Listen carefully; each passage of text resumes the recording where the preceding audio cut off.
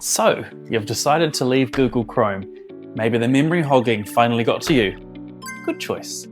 Welcome to Microsoft Edge, the browser that won't set your RAM on fire. Moving your stuff over is super easy. Open Microsoft Edge and click the three dots in the top right corner.